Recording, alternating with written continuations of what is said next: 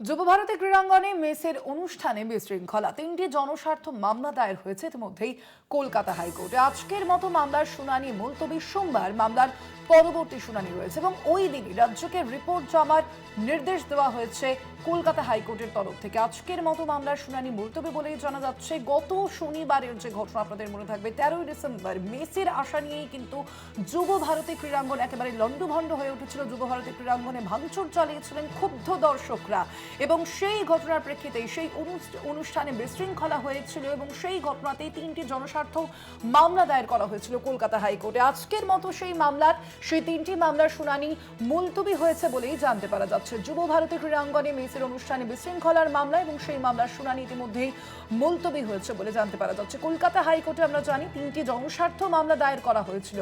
আজ সেই মামলাগুলির শুনানি ছিল এবং শুনানি মুলতবি করা হয়েছে। একাধিক নির্দেশ দেওয়া হয়েছে হাইকোর্টের তরফ থেকে।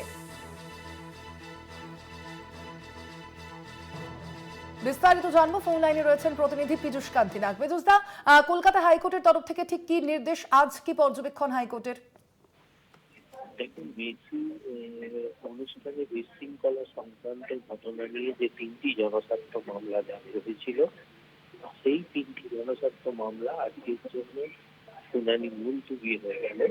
রাজ্যের আইনজীবী কল্যাণ বন্দ্যোপাধ্যায় সুপ্রিম কোর্টে ব্যর্থ থাকার কারণে এই মামলাটি মুলতবির আবেদন জানানো হয়। রাজ্যের আবেদন মঞ্জুর করেছেন ভারপ্রাপ্ত প্রধান বিচারপতি সুজয় পাল ও বিচারপতি পার্থসারথী সেনের ডিভিশন বেঞ্চ। পাশাপাশি আবেদনকারীর আইনজীবীর কারোর অসুবিধা থাকায় মামলাটি সোমবারের জন্য শুনানির জন্য ধার্য করা হয়েছে। শুভেন্দু অধিকারীর আইনজীবী বিল্লদল ভট্টাচার্য আদালতে দাবি করেন যে বার কাউন্সিলের যে আইনজীবী রুলস রয়েছে, সেই রুলস অনুযায়ী যদি কোনো ঘটনায় কোনো আইনজীবী যদি প্রত্যক্ষভাবে উপস্থিত বা জড়িত থাকেন, তাহলে সেই ঘটনা নিয়ে যদি কোনো মামলা দায়ের হয়, তাহলে থেকেই সেই মামলা থেকে সরে দাঁড়ানো হয়। কিন্তু এখানে আইনজীবী মহল মনে করছেন যে এই মামলায় সংযুক্ত রাজ্যের আইনজীবীরা উপস্থিত, ওই ফাঁসির অনুষ্ঠানে উপস্থিত থাকাকেই ইঙ্গিত করেছেন আইনজীবী বিল্লদল ভট্টাচার্য।